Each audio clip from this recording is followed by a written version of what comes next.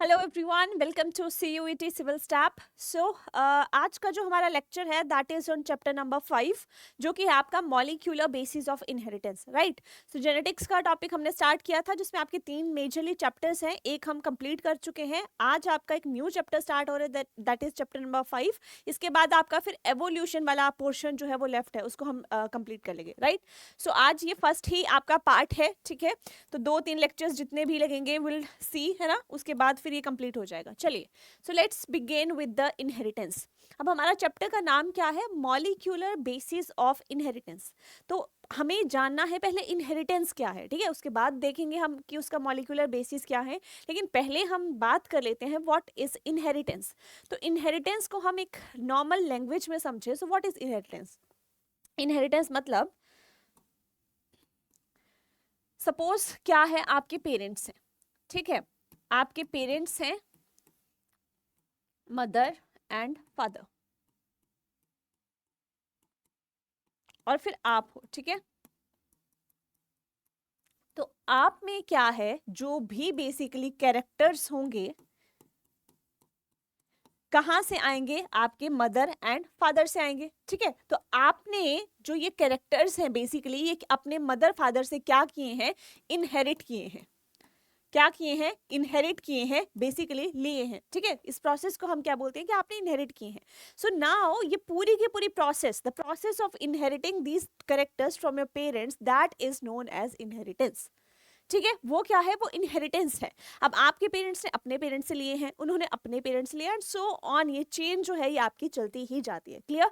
सो ये क्या है? ये है आपका इनहेरिटेंस। अब हमें इस इनहेरिटेंस का क्या जानना है? मॉलिक्यूलर बेसिस, मॉलिक्यूलर लेवल पे ये इनहेरिटेंस जो है ये कैसे हो रही है।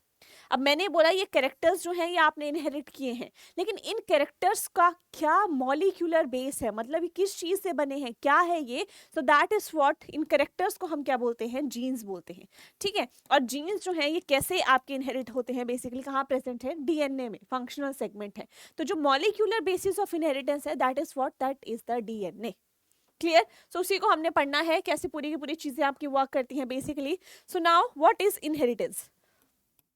इनहेरिटेंस क्या है? दैट इनहेरिटेंस जो है वो पास होती है कुछ स्पेसिफिक मॉलिक्यूल्स के थ्रू। वो स्पेसिफिक मॉलिक्यूल्स क्या हैं? जीन्स हैं, ठीक है, उनके थ्रू पास होती है।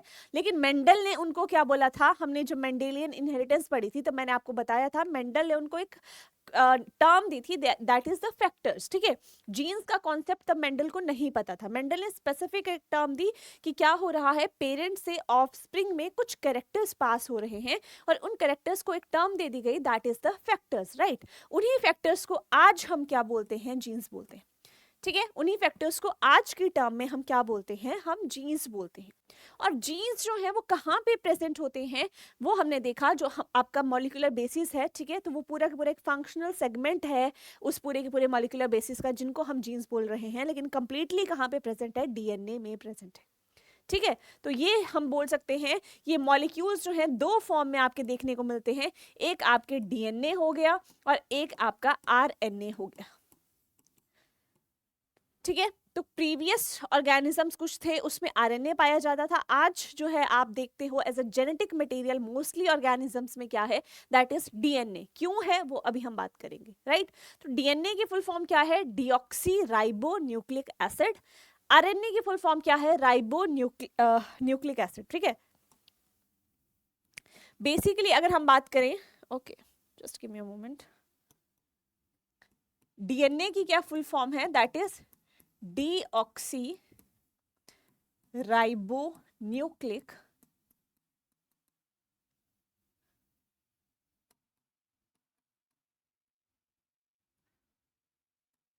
एसिड, ठीक है। आरएनए की क्या फुल फॉर्म है? राइबो न्यूक्लिक एसिड, ठीक है। अब यहाँ पे ये जो डिऑक्सी है यहाँ पे बेसिकली, ठीक है, तो यहाँ पे कौन सी शुगर प्रेजेंट है?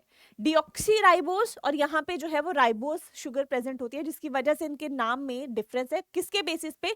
शुगर के बेसिस पे। दोनों में डिफरेंस कहाँ आएगा? शुगर। इसमें कोई और शुगर है, इसमें कोई और शुगर है, इसमें डिऑक्सी राइबोस है, इसमें राइबोस है। बाकी ये दोनों के दोनों क्या है? न्यूक्लिक एसिड ही है, ठीक है। अगर हम बात करते हैं इनके कैरेक्टर की, नेचर की, तो दोनों आरएनए डीएनए दोनों क्या हैं, दोनों के दोनों न्यूक्लिक एसिड्स हैं आपके, राइट।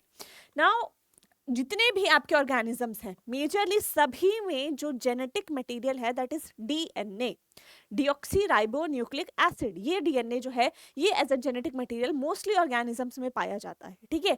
क्यों पाया जाता है? क्योंकि डीएनए जो है वो ज्यादा स्टेबल है as compare you can say compare to the RNA, right. RNA इतना स्टेबल नहीं है, वो डिग्रेड हो सकता है, और हम कोई ऐसा जेनेटिक मटेरियल जो है, अब सोचो कि कोई ऐसा जेनेटिक मटेरियल हो जो कि इजीली डिग्रेड हो जाए, जो कि इतना स्टेबल नहीं है, तो उसको कैसे जो है ट्रांसफर कर दिया जाएगा, या कैसे जो है वो है एक जनरेशन से दूसरी जनरेशन में अगर हम बात करें कि वो पास भी हो जाता है, तो वहां जाकर डिग्रेड हो गया तब तो पूरी जनरेशन ही खत्म हो जाएंगी, है ना। जो हम बात कर रहे हैं कि एक जनरेशन से दूसरी जनरेशन में पास होगा, देन टू नेक्स्ट, है ना, ये सो ऑन जो प्रोसेस चल रही है, ये क्यों चल रही है? क्योंकि वो जेनेटिक मटेरियल कैसा है, स्टेबल है, राइट। तो स्टेबिलिटी जो है that is very very important. और दोनों में कंपेयर करें हम डीएनए और आरएनए में, तो दोनों में से स्टेबल मोर कौन है? That is basically DNA, right. तो डीएनए को ही हम क्या करते हैं, हम प्रेफर करते हैं as a genetic material in majority of the organism, right. लेकिन कुछ ऐसे आपके पास क्या हैं, कुछ ऐसे आपके पास ऑर्गेनिजम्स हैं। कौन से ऑर्गेनिजम्स हैं? जिनमें आपके आते हैं वायरसेस, ठीक है। कौन से ऑर्गेनिजम्स हैं? जैसे कि आपके वायरसेस हो गए। तो वायरसेस में क्या पाया जाता है? आपका डीएनए जेनेटिक मटेरियल नहीं पाया जाता, उनमें आपका आरएनए जो है वो एज अ जेनेटिक मटेरियल जो है वो आपका एक्ट करता है। Clear? So that is basis of inheritance. I hope आपको पता चल गया होगा व्हाट इज इनहेरिटेंस। नाउ अब हम वन बाय वन डील करेंगे, ठीक है। तो सबसे पहले बात करते हैं डीएनए की। वेरी वेरी इंपॉर्टेंट, क्योंकि यही हमारा जेनेटिक मटेरियल है, इसी को हमने समझना है, क्या स्ट्रक्चर है, क्या क्या प्रेजेंट होता है, कौन सी शुगर है, ठीक है, क्या क्या चीजें जो है यहाँ पे रहती हैं। तो डीएनए की अगर हम बात करें तो किस चीज से बना है? डीएनए जो है किस चीज से बना है? डिऑक्सी राइबो न्यूक्लियोटाइड्स जो हैं उन्हीं के पॉलीमर से जुड़ जुड़ के क्या बना है? ये डीएनए आपका बनता है, ठीक है। स्ट्रक्चर भी अभी हम देखेंगे।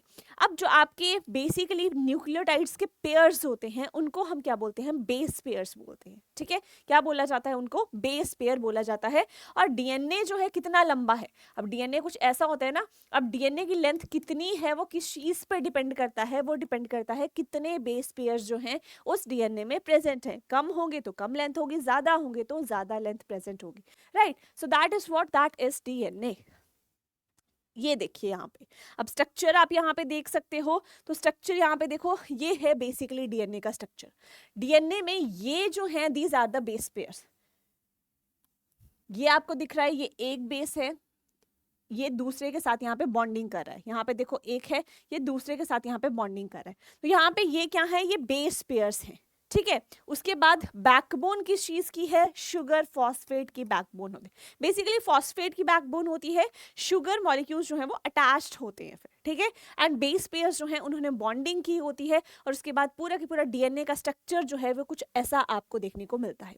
अब हम डीएनए की बात करते हैं। डीएनए में कौन कौन से बेस पेयर्स जो है वो प्रेजेंट होते हैं? That is ATGC।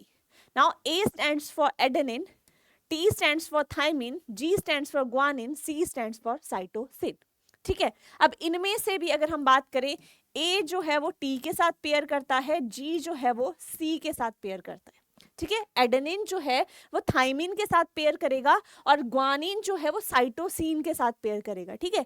और इसमें से एक और यहाँ पे ध्यान देने की बात है, कितने बॉन्ड्स बनाएगा? एडेनिन जब थाइमिन के साथ पेयर करेगा तो डबल बॉन्ड बनाएगा, ठीक है। एडेनिन थाइमिन के साथ पेयर करेगा, बॉन्ड कितने बनाएगा? डबल बॉन्ड बनाएगा। ग्वानिन साइटोसिन के साथ पेयर करेगा, ट्रिपल बॉन्ड बनाता है। क्लियर? बॉन्ड कौन से हैं? ये hydrogen bonds, H bond. Clear हो गई बात? क्या स्ट्रक्चर है, क्या कौन कौन से बेस पेयर प्रेजेंट्स हैं? डीएनए की हम बात कर रहे हैं, राइट। अब आरएनए का मैं यहाँ पे आपको कंपैरेटिवली बता दूं कि वहां पे क्या होता है आपका, वहां पे आपका बेसिकली क्या प्रेजेंट है? थाइमीन की जगह, सॉरी एडेनिन प्रेजेंट होता है, थाइमीन की जगह यहाँ पे क्या प्रेजेंट होता है? यूरैसिल प्रेजेंट होता है, ठीक है। टी प्रेजेंट नहीं होता, टी की जगह यू प्रेजेंट होता है। किसमें? आरएनए में, ठीक है। तो डीएनए आरएनए में दोनों में क्या डिफरेंस है? यही डिफरेंस है। क्लियर? चलिए नेक्स्ट हम बात करते हैं पॉलीन्यूक्लियोटाइड्स। अब पॉलीन्यूक्लियोटाइड्स क्या हैं? तो पॉली मतलब मैनी, न्यूक्लियोटाइड्स आपने देखा कि क्या क्या होता है, ठीक है। तो न्यूक्लियोटाइड्स जब बहुत सारे आपके पॉलीमर फॉर्म कर लेते हैं उनको हम बोलते हैं पॉलीन्यूक्लियोटाइड। तो आरएनए और डीएनए क्या है? दोनों के दोनों जो न्यूक्लियोटाइड्स हैं उन्हीं के ही तो पॉलीमर हैं, ठीक है। तो वो बनते किस चीज से हैं? अगर हम कंपोनेंट्स देखें कि क्या क्या कंपोनेंट्स हैं, तो नाइट्रोजनस बेसिस होते हैं।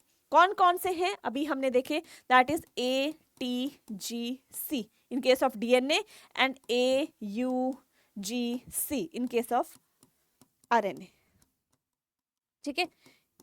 ये हैं आपके basically nitrogenous bases. Now pentose sugar होगी। अब पेंटोस शुगर में से राइबोस होगी, किसके केस में? आरएनए के केस में, ठीक है। और डीऑक्सी राइबोस होगी, किसके केस में? डीएनए के केस में। क्लियर, ठीक है। तो यहां से हमारे पास 3 कंपोनेंट्स हैं, दोनों में हमने नाइट्रोजनस बेस देख लिया, दोनों में पेंटोस शुगर देख ली, एंड फॉस्फेट ग्रुप जो है वो तो दोनों में कॉमन है। क्लियर। सो डीएनए और आरएनए का स्ट्रक्चर आपको कुछ ऐसा नजर आएगा जिसमें 3 मेजर कंपोनेंट्स हैं। कौन कौन से? एक नाइट्रोजनस बेस, एक है आपका पेंटोस शुगर, दोनों में डिफर करेगी, आपके सामने मेंशन्ड है, एंड फॉस्फेट ग्रुप। तो ये क्या मिलके बनाता है? पॉलीन्यूक्लियोटाइड्स, जो कि आपका डीएनए एंड आरएनए दोनों है। क्लियर। चलिए अब देखिए, ये है पूरा की पूरा, अगर हम डीएनए के स्ट्रक्चर की बात करें, ठीक है, ये है हमारा किसका स्ट्रक्चर, दैट इज मतलब बेसिकली किसका स्ट्रक्चर है? दोनों का कॉमन स्ट्रक्चर है ये, डीएनए का भी आरएनए का भी। अब डिफरेंस मैंने आपको बता दिया कहाँ पे आएगा, ठीक है। अब देखो यहाँ पे ये पेंटोस शुगर है, ठीक है। पेंटोस शुगर है तो ये कैसी हो सकती है? आपकी राइबोस भी हो सकती है इन केस ऑफ आरएनए, और डीऑक्सी राइबोस भी हो सकती है इन केस ऑफ डीएनए, ठीक है। तो ये राइबोस शुगर है। उसके बाद अब नाइट्रोजनस बेस यहाँ पे ऐड होंगे। ये नाइट्रोजनस बेस कुछ भी हो सकते हैं। कौन कौन से? ATGC या AUGC। ये हो गया आपका डीएनए, ये हो गया आरएनए, ठीक है। वही सेम चीज है। एंड यहाँ पे देखिए फॉस्फेट ग्रुप जो है एक यहाँ पे प्रेजेंट होता है। तो ये मिलके क्या बना रहा है? आपका तीनों कंपोनेंट्स मिलके, मतलब ये आपका क्या बन गया? न्यूक्लियोटाइड बन गया। न्यूक्लियोटाइड कब बनता है? बेसिकली ये पूरा के पूरा स्ट्रक्चर जब फॉस्फेट ग्रुप अटैच नहीं है, उस कंपोनेंट को हम क्या बोलते हैं? न्यूक्लियोसाइड बोलते हैं। जब सिर्फ और सिर्फ नाइट्रोजन बेस और शुगर प्रेजेंट है, न्यूक्लियोसाइड है। जब आपका फॉस्फेट ग्रुप भी ऐड हो जाएगा, कंप्लीट स्ट्रक्चर आपका क्या बनाता है? That is the nucleotide. Clear. तो ये दोनों के दोनों स्ट्रक्चर, आप डीएनए और आरएनए दोनों का स्ट्रक्चर आप यहाँ पे देख सकते हो कि क्या क्या चीजें जो है मेजरली आपकी प्रेजेंट होती है। चलिए नेक्स्ट वन बाय वन देखते हैं। अब देखिए, अब हमने क्या बात करी? हमने बात करी नाइट्रोजनस बेसिस। उसमें भी आपकी 2 कैटेगरीज आती हैं। एक आते हैं आपके प्योरिन्स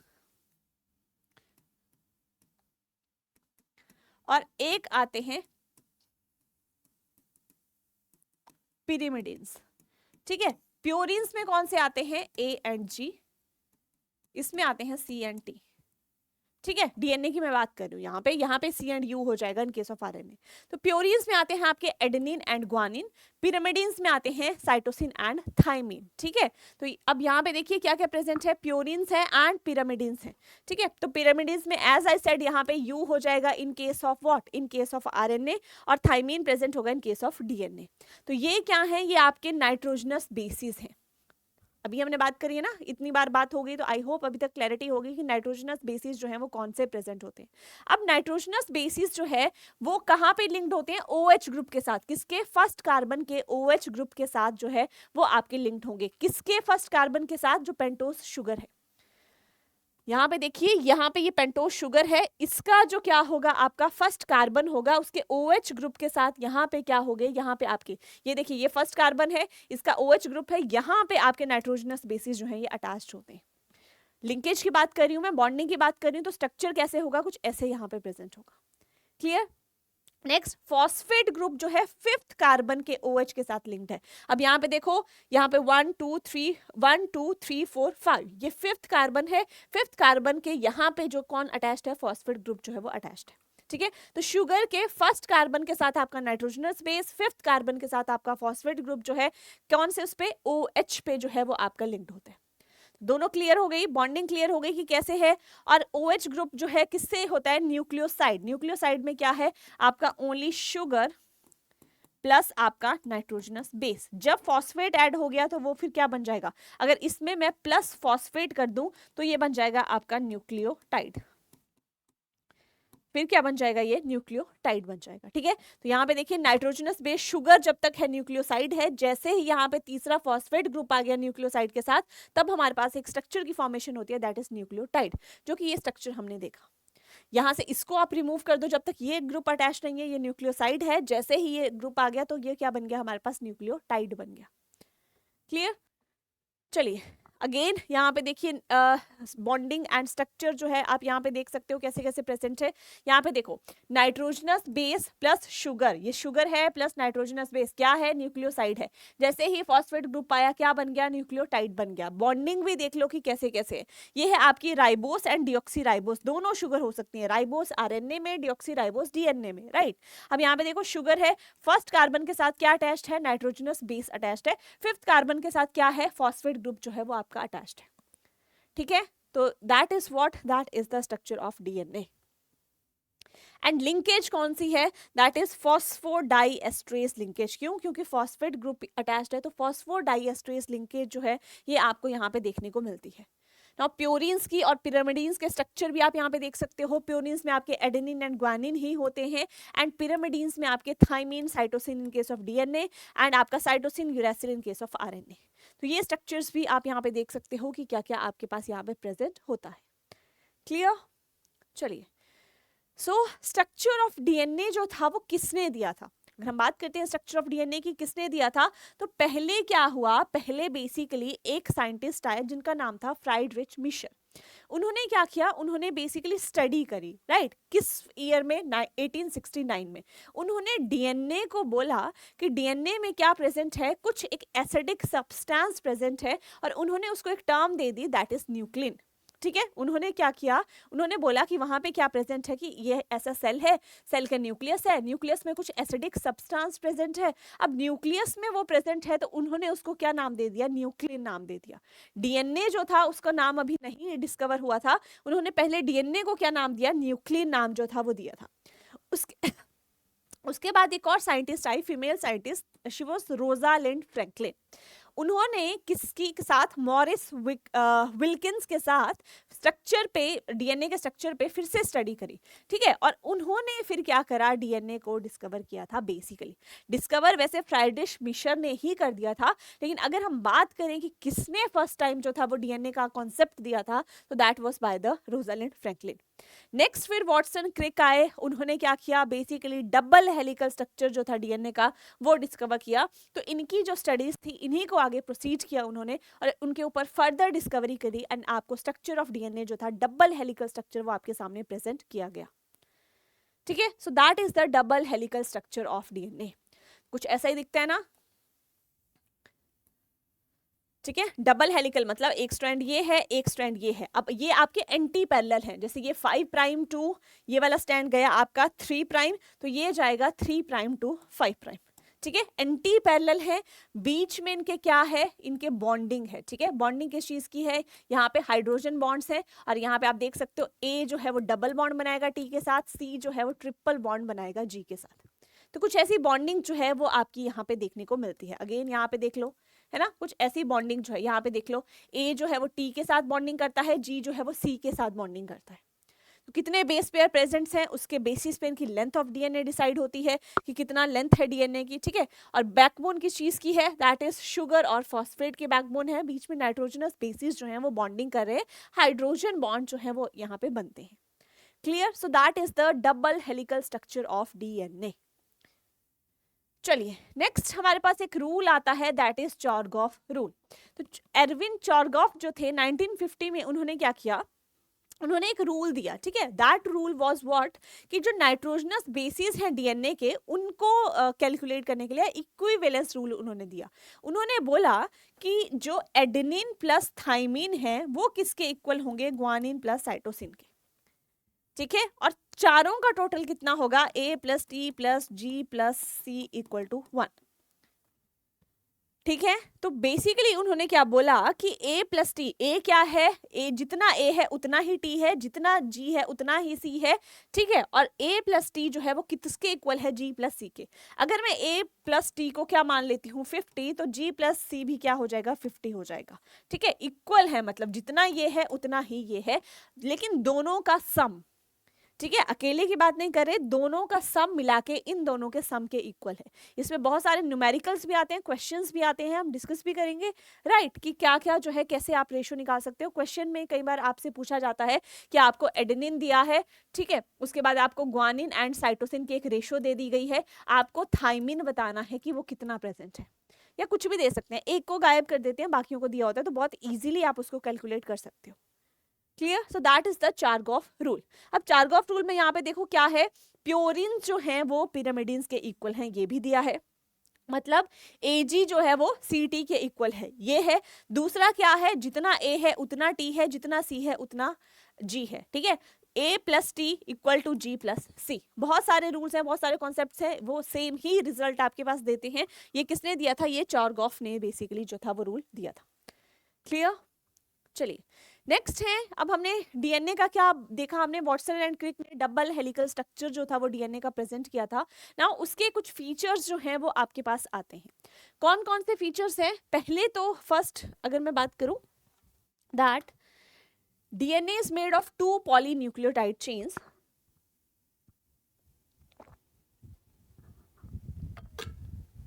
ठीक है, डीएनए जो है वो किस चीज का बना होता है, डीएनए बेसिकली आपकी 2 पॉलीन्यूक्लियोटाइड चेन्स का बना होता है। देखा ना हमने, कुछ ऐसे पॉलीन्यूक्लियोटाइड चेन्स थी, उनका बना होता है, जिसकी बैकबोन जो है वो शुगर और फॉस्फेट की होती है, जिसमें से यहाँ पे शुगर और फॉस्फेट की होगी, जिसमें से नाइट्रोजनस बेसिस जो है वो आपके प्रोजेक्ट करते हैं, बेसिकली उनमें बॉन्डिंग देखने को मिलती है। क्लियर, नेक्स्ट है, दोनों स्टैंड्स में कैसी पोलैरिटी है, एंटी पैरेलल। एंटी पैरेलल, एक 5 प्राइम टू 3 प्राइम है, दूसरा आपका 3 प्राइम टू 5 प्राइम होगा। दोनों कैसे हैं, दोनों के दोनों एंटी पैरेलल हैं, दोनों के दोनों पैरेलल जो हैं वो आपको देखने को नहीं मिलते, ठीक है, मतलब एक स्ट्रैंड जो है उसकी पोलैरिटी 5 प्राइम टू 3 प्राइम है, दूसरे की पोलैरिटी 3 प्राइम टू 5 प्राइम जो है वो आपको देखने को मिलती है। दोनों चेन्स जो है वो किस फैशन में होती है, राइट हैंडेड हेलिकल फैशन। लेकिन एक और एक्सेप्शन आती है, लेफ्ट हैंडेड डीएनए जो है वो आपका कौन सा होता है। डीएनए की अगर मैं टाइप की बात करूं तो आपका ए, बी एंड जेड डीएनए होते हैं, ठीक है। यहीं पे अगर हम बात कर लेते हैं, डीएनए जो है वो कौन कौन से हैं, एक तो ए डीएनए है, बी डीएनए है एंड जेड डीएनए है।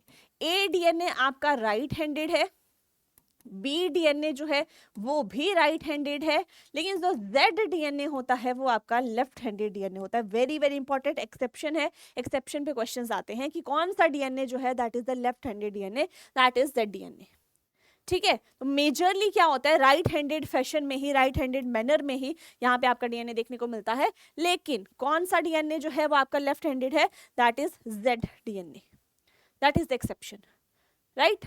चलिए नेक्स्ट क्या बोला गया है कि एडेनिन, एक स्ट्रैंड का एडेनिन 2 हाइड्रोजन बॉन्ड बनाएगा, किसके साथ, थाइमिन के साथ। किस स्ट्रैंड के, ऑपोजिट स्ट्रैंड के, मतलब एक ये स्ट्रैंड है, एक ये स्ट्रैंड है, इस स्ट्रैंड का एडेनिन इस स्ट्रैंड के थाइमिन के साथ डबल बॉन्ड बनाएगा। ये बोला गया है, अपने नहीं कि यहाँ पे एडेनिन प्रेजेंट है, यहाँ पे बॉन्डिंग करने लग गए वो एक ही स्ट्रैंड में, ऐसा नहीं है। ऑपोजिट स्ट्रैंड के क्या करेंगे, तभी तो बॉन्डिंग बनेगी, तभी तो दोनों के दोनों जो डबल हेलिकल मैनर में वो पूरा के पूरा स्ट्रक्चर जो है वो आपका प्रेजेंट रहेगा, राइट। तो यहाँ पे क्या है, यहाँ पे देखा हमने ए जो है वो डबल बॉन्ड बनाता है किसके साथ, टी के साथ। एंड अगर मैं बात करूं ग्वानिन की, ट्रिपल बॉन्ड बनाता है किसके साथ, सी के साथ, ठीक है। तो ये है आपके सेलिएंट फीचर्स की हम बात कर रहे हैं। नाउ नेक्स्ट है purines, that is A and G is equal to pyrimidine C and T, और सी और यू हो जाएगा इन केस ऑफ आरएनए, ठीक है। तो इनके बीच में क्या होता है कि जब हम बोलते हैं प्योरिन्स पिरामिडिन्स जो है वो इक्वल है, इक्वल डिस्टेंस जो है वो आपका मेंटेन रहता है, गैप जो है वो आपका मेंटेन रहता है बेसिकली, राइट। नेक्स्ट एक टर्म आती है that is central dogma. Now what is central dogma, central dogma की अगर हम बात करें तो किसने दिया था, वेरी इंपॉर्टेंट, फ्रांसिस क्रिक ने दिया था, कई बार क्वेश्चन भी आता है। सेंट्रल डॉग्मा क्या है बेसिकली, कि आपका डीएनए जो है पहले रेप्लिकेट होके खुद को ही बनाएगा, डीएनए रेप्लिकेट होकर डीएनए ही बनाएगा, फिर डीएनए से फर्दर क्या बनेगा, आरएनए बनेगा, आरएनए से फर्दर प्रोटीन्स बनेंगे। सो that is the central dogma. अब इस प्रोसेस को, डीएनए से आरएनए की प्रोसेस को हम क्या बोलते हैं, दैट इज ट्रांसक्रिप्शन, और इस प्रोसेस को हम बोलते हैं ट्रांसलेशन, जो कि हम फर्दर आने वाली क्लासेस में डिटेल में स्टडी करेंगे। Very very very important. Clear? So ये ट्रांसक्रिप्शन है, ट्रांसलेशन है।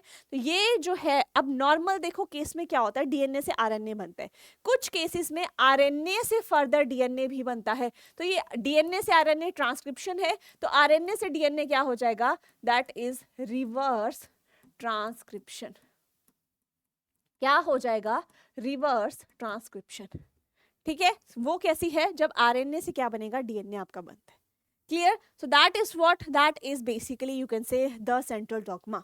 मेजर में नॉर्मल होती है ट्रांसक्रिप्शन, कुछ वायरसेस में रिवर्स ट्रांसक्रिप्शन जो है वो आपको देखने को मिलती है, जैसे कि एचआईवी की अगर हम बात करें, उसमें भी रिवर्स ट्रांसक्रिप्शन होती है, आरएनए से सी डीएनए बनता है, कॉम्प्लीमेंट्री डीएनए, एंड देन वो अफेक्ट करता है फिर।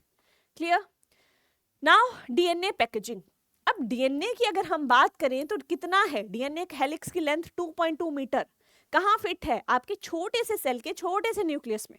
कैसे आएगा भाई, जब इतनी लेंथ है इसकी तो वो कैसे फिट होगा, तो उसके लिए हमें क्या करना पड़ेगा, उसको पैक करना पड़ेगा, राइट? उसकी क्या होगी, पैकेजिंग होगी। तो डीएनए पैकेजिंग, अगर हम प्रोकैरियोट्स जो प्रिमिटिव ऑर्गेनिजम्स हैं उनमें अगर हम बात करते हैं तो उसमें इतना झंझट नहीं है।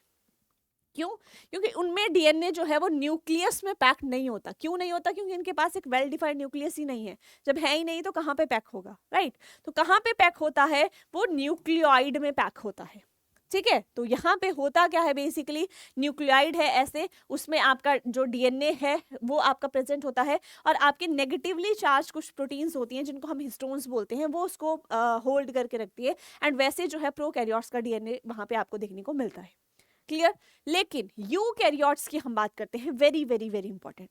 अब यूकैरियोट्स का डीएनए जो है कुछ ऐसा दिखता है आपको, डबल हेलिक्स। ठीक है, अब आपको क्या करना है, आपको इसको पैक करना है। पैक आप कैसे करोगे? ठीक है, पैक किस में होता है, बेसिकली आपका डीएनए कहाँ पे पैक्ड है, क्रोमोसोम्स में। सबसे कॉम्पैक्टेड फॉर्म जो आपकी डीएनए की है, जिसमें आपका पूरा डीएनए पैक्ड है, दीज आर द क्रोमोसोम्स। कुछ ऐसी आपको दिखती है। ठीक है, यहाँ पे देख सकते हो कुछ ऐसी जो है क्रोमोसोम्स दिखती हैं, इसमें आपका पूरा का पूरा डीएनए जो है वो पैक्ड है। कैसे होगा, यहाँ से देखो, ये है आपका डबल हेडेड हेलिक्स डीएनए। अब ये डीएनए क्या है आपका, ये आपका रैप्ड होता है अराउंड नेगेटिवली चार्ज प्रोटीन्स,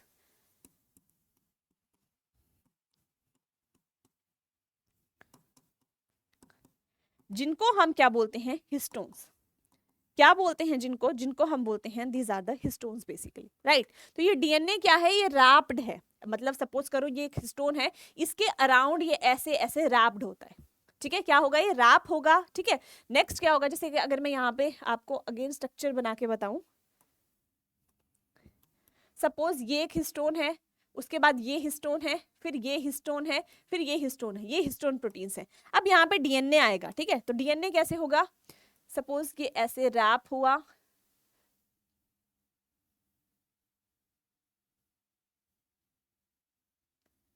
ठीक है, कुछ ऐसा स्ट्रक्चर, ये क्या है, उसके अराउंड रैप होता है, क्वाइल होता है, एंड सो ऑन। फिर क्या होगा, आपका कॉम्पैक्टेड फॉर्म में आपको देखने को मिलेगा। तो यहाँ पे देखो, ये डीएनए प्लस हिस्टोन्स है।